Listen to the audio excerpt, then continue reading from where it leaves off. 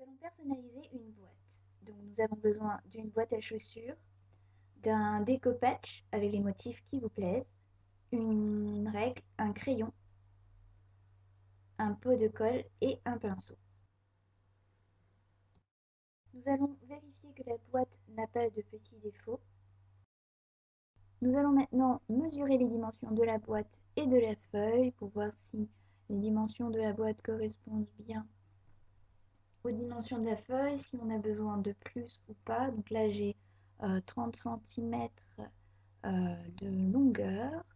Est-ce que j'ai bien 30 cm sur ma feuille? Donc là j'ai pris ce découpage là et je vais mesurer. Donc là j'ai bien 30 cm de largeur et ça va me suffire pour couvrir la largeur d'un côté. Est-ce que au niveau de la longueur, est-ce que j'en ai assez? Là j'ai 40 cm. Donc je pense que je pourrais couvrir effectivement 3 côtés de ma boîte. Donc là je vais faire un test.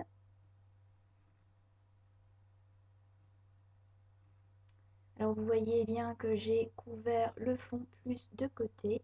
Alors, il y a 1 cm qui dépasse de chaque côté, mais c'est pas grave, je vais le coller à l'intérieur après.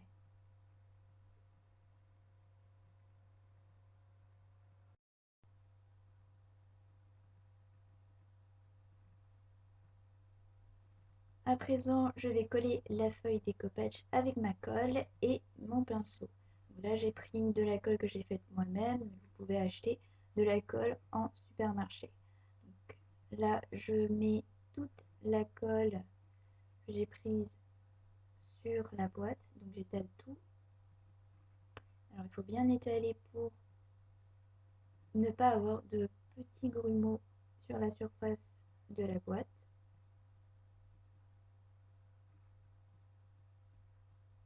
N'hésitez pas à tout mettre, hein. Je veux dire à bien étaler toute la colle sur toute la surface. Donc là je plie. Normalement j'ai effectivement un très beau rendu.